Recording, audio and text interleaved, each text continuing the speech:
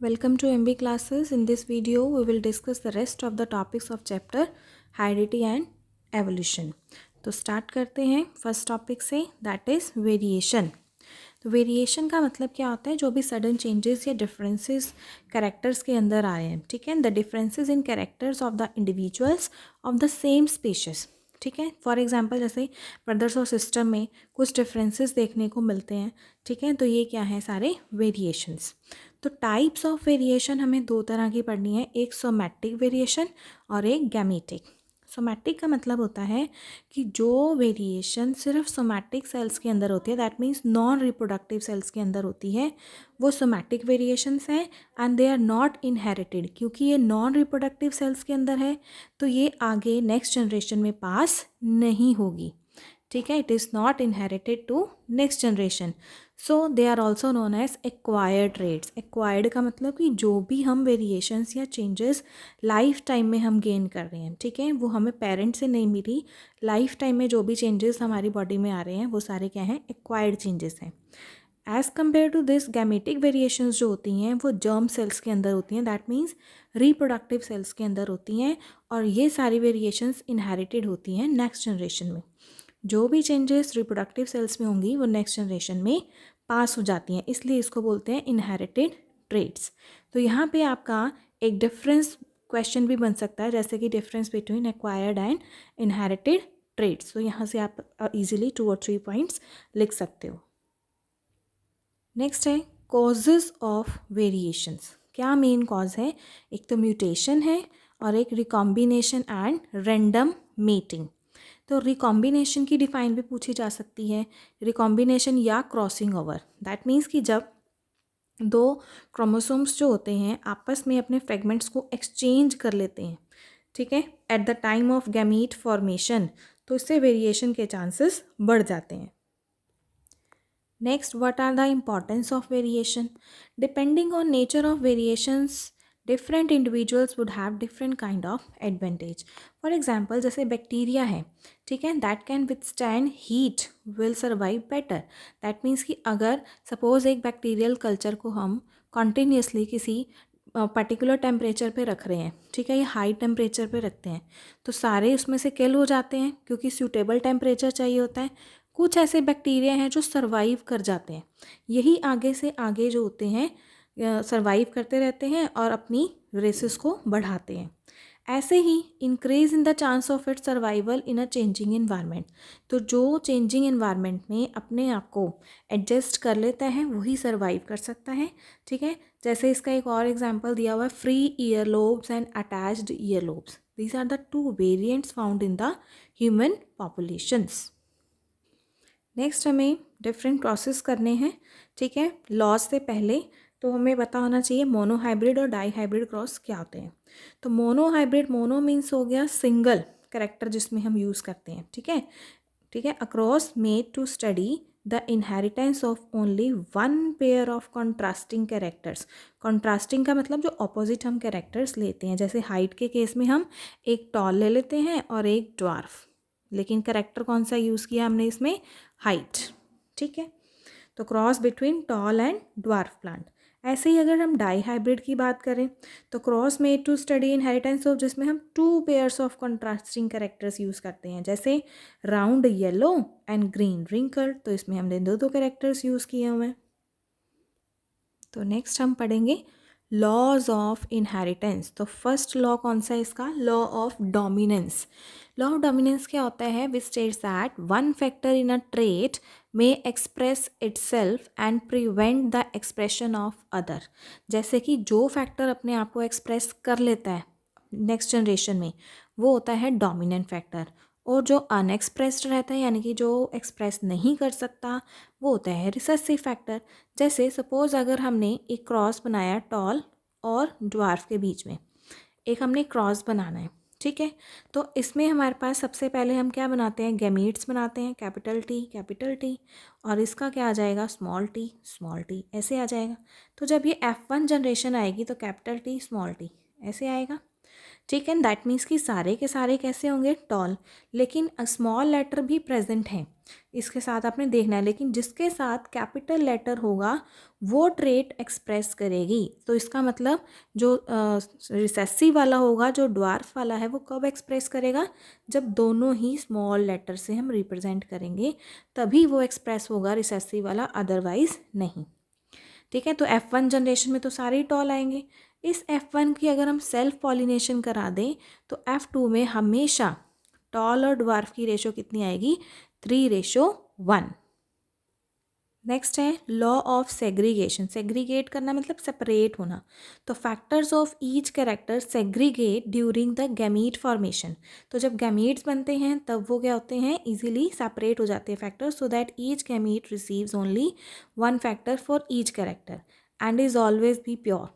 Two factors of traits occur with equal frequencies in male and female gamete. जैसे देखो कि tall plant आपको दिया हुआ कैपिटल टी, तो गैमीट का मतलब इसके जो आपके पास फैक्टर्स दिए हुए हैं वो अलग अलग हो जाएंगे, सिंगल सिंगल फॉर्म में आ जाना, मतलब कि गैमीट फॉर्मेशन होना। तो T, लिखा है तो इसका मतलब ये गैमीट फॉर्मेशन में बन गए हैं। ठीक है, तो इसको हम क्या बोलेंगे, लॉ ऑफ सेग्रीगेशन या सेग्रीगेट होना। ठीक है, तो इसमें भी वही सेम प्रोसेस है, सेल्फिंग कराएंगे। तो सेल्फिंग कराने पे हमने बोला था 3:1 फिनोटिपिक रेशो आती है, जैसे कि ये इसमें क्रॉस दिया हुआ है। और जीनोटाइप्स का मतलब होता है कि उसके जेनेटिकल कॉन्स्टिट्यूशन का मेकअप को देखना। ठीक है, फिनोटाइप्स मतलब सिर्फ एक्सटर्नल कैरेक्टर्स को स्टडी करना, और जीनोटाइप मतलब उसके इंटरनल कैरेक्टरिस्टिक्स को स्टडी करना। जैसे कि अगर हम बात करें इसमें कैपिटल टी, ये टॉल रिप्रेजेंट कर रहा है, कैपिटल टी स्मॉल टी ये भी टॉल है, कैपिटल टी स्मॉल टी ये भी टॉल है, और लेकिन लास्ट वाला क्या है, रिसेसिव है यानी कि ड्वार्फ है। दैट मीन्स एक्सटर्नल कैरेक्टर के बेसिस पे हो गया, फिनोटिपिक रेशियो आ गई।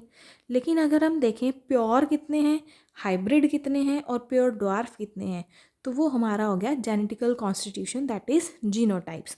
तो वो रेशो हमेशा कितनी आएगी, 1:2:1 in case of monohybrid cross. Next है law of independent assortment, very important. तो इसमें क्या होता है कि इसमें हम डाई हाइब्रिड क्रॉस के बारे में डिस्कस करते हैं। ठीक है, inheritance between two pairs of contrasting character in which distribution of each pair in the gametes is independent of distribution of other pair.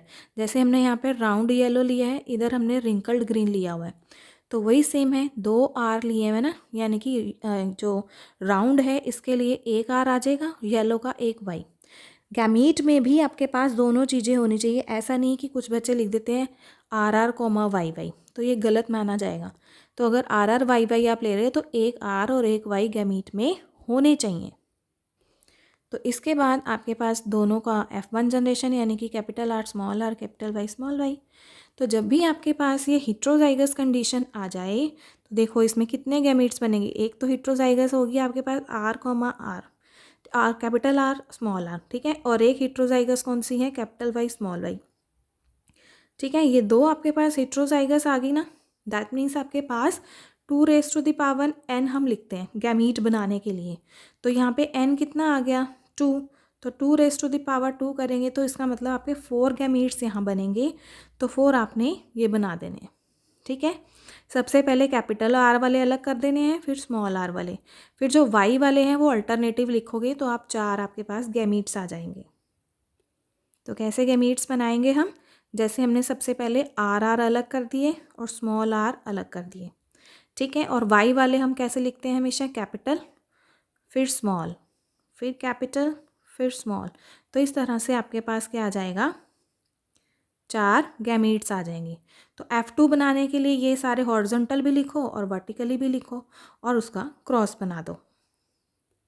तो इसमें हमेशा ही फिनोटिपिक रेशो कितनी आती है, 9:3:1। इसको इस तरह से भी देख सकते हैं हम, ये 9 हो गए ना करेक्टर, तो 9 वाले कौन से हैं, राउंड येलो, फिर राउंड ग्रीन, इस तरह से इसके देखो, फिर इसके देखो, फिर लास्ट वाले के कितने कितने आएंगे। तो आपके पास कैसा आ जाएगा, 9:3:1 ऐसी रेशो आएगी। और जीनोटाइपिक रेशो कितनी आती है इसकी, ऐसे याद कर सकते हो आप, 1:1 और लास्ट से भी 1:1 और सेंटर में क्या है, 4। तो इस तरह से ये तीनों ही लॉज बहुत ही इम्पॉर्टेंट हैं, एग्ज़ाम में आ सकते हैं। नेक्स्ट टॉपिक है सेक्स डिटर्मिनेशन का।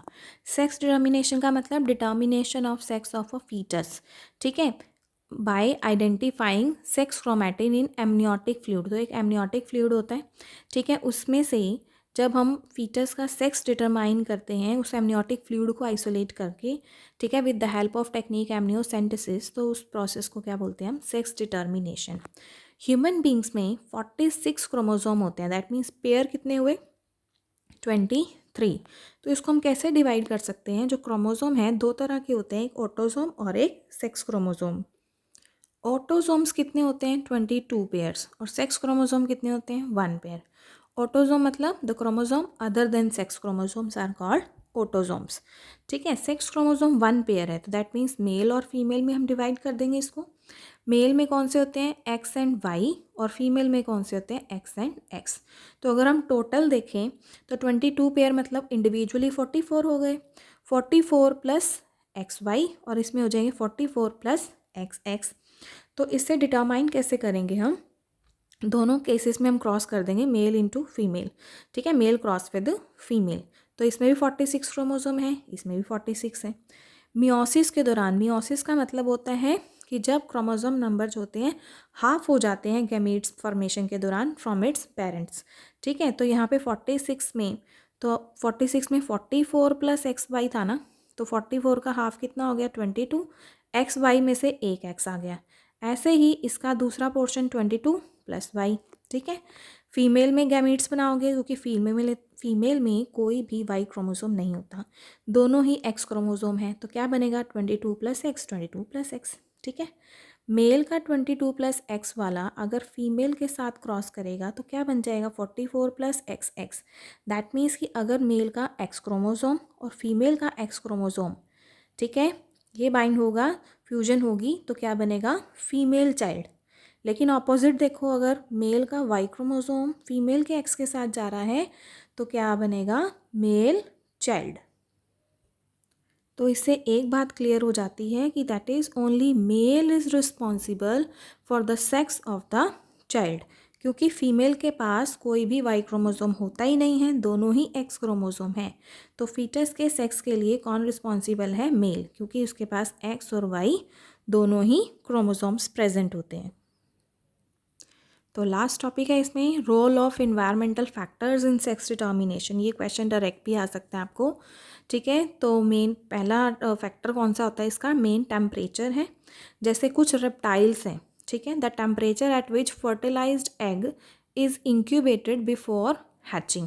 तो आपने देखा होगा कुछ रेप्टाइल्स वगैरह में या हैंड्स के केसेस में आपने देखा हुआ है कि हैचिंग से पहले वो क्या करती हैं, अपने ही एग्स के ऊपर बैठे रहते हैं, यानी कि अपने एग्स को इंक्यूबेट करते रहते हैं, कुछ एक पर्टिकुलर टेम्परेचर उसको मिलता रहता है, ठीक है। तो it is very important environmental factor for determining the sex of the offspring. For example जैसे क्रोकोडाइल्स या लिजर्ड्स के केस में, इसका नाम क्या है, अगैमा अगैमा, ठीक है। क्रोकोडाइल्स या लिजर्ड्स के केस में क्या होता है, अगर तो टेम्परेचर लो है तो फीमेल्स बनेंगी, लेकिन हाई टेम्परेचर है तो मेल बनता है। इसके अपोजिट केस यानी कि अगर टर्टल्स में हम देखें तो लो टेम्परेचर पे क्या बनेगा, यानी कि अगर 28 डिग्री से कम है टेम्परेचर तो मेल बनेंगे, और टेम्परेचर ज़्यादा होगा तो फीमेल्स बनती हैं।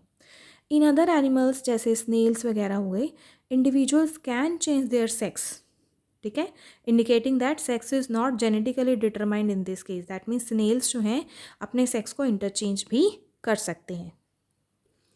तो यहाँ पे आपके इस चैप्टर के सारे इंपॉर्टेंट टॉपिक्स कवर अप हो जाते हैं। So if you like these videos then share and subscribe.